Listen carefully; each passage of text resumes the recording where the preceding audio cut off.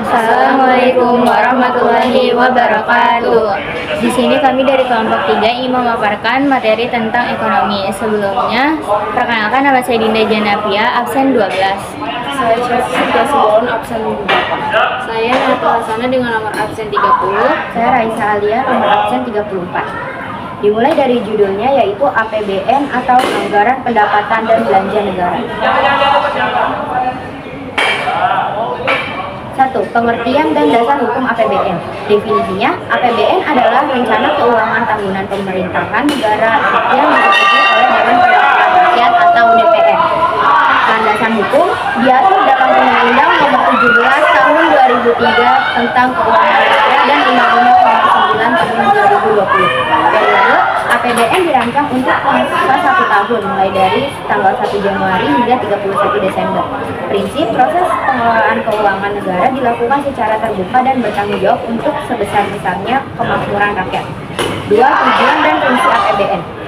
Tujuannya menjadikan pedoman pendapatan dan pengeluaran negara agar tercipta transparansi, memelihara stabilitas ekonomi, mencegah defisit, serta meningkatkan pertumbuhan ekonomi dan kesejahteraan masyarakat. Fungsi utamanya yang pertama otorisasi, yaitu dasar pelaksanaan pendapatan dan belanja setiap tahunnya. 2. Perencanaan, yaitu pedoman untuk mengalokasikan sumber daya sesuai rencana. 3. Pengawasan, yaitu alat untuk menilai apakah kegiatan pemerintah sesuai dengan ketentuan.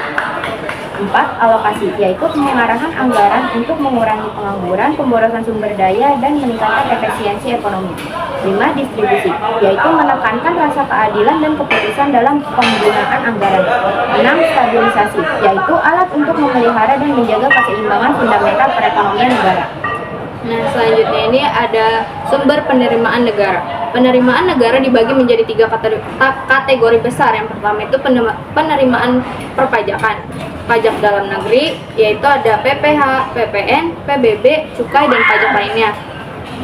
Terus ada juga pajak perdagangan internasional, yaitu ada bea masuk dan pajak atau pungutan ekspor. Yang kedua ini ada penerimaan negara bukan pajak PNBP, bersumber dari pemanfaatan sumber daya alam atau migas dan non-migas, bagian laba BUMN serta PNBP lainnya. Yang ketiga ada penerimaan hibah, penerimaan dalam bentuk uang, barang atau surat berharga dari pemberian yang tidak perlu dibayar kembali. Selanjutnya ini ada jenis-jenis pengeluaran negara atau belanja negara. Belanja negara merupakan semua pengeluaran dalam pelaksanaan APBN yang terdiri dari belanja barang, pembelian barang atau jasa untuk memproduksi barang atau jasa yang dipasarkan maupun tidak. Yang kedua ada belanja pegawai, kompensasi berupa uang atau barang untuk PNS, pejabat negara, dan pensiunan.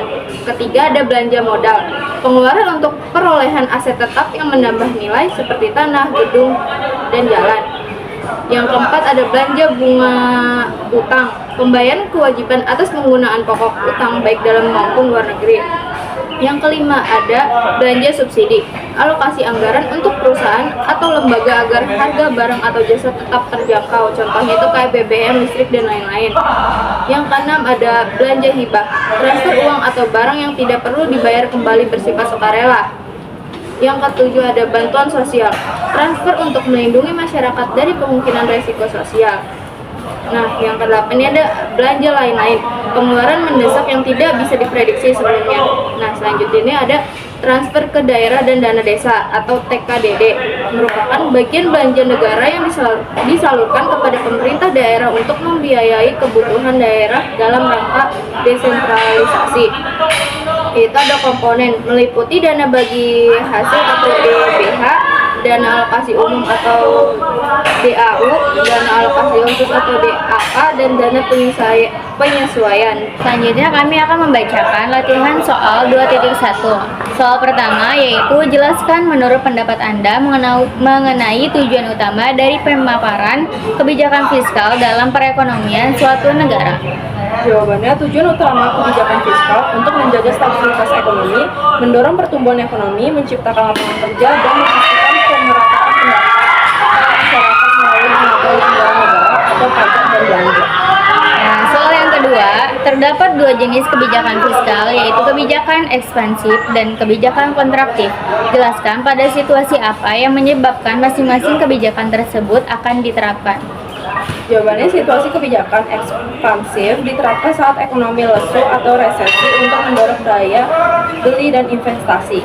Dan kontraktif diterapkan saat terjadi inflasi tinggi untuk mengerem laju ekonomi agar harga tetap stabil. Nah, selanjutnya, yang ketiga, bagaimana kebijakan fiskal dapat berperan dalam pemulihan ekonomi pasca resesi? Jelaskan langkah-langkah yang dapat diambil oleh pemerintah untuk mengatasi permasalahan tersebut.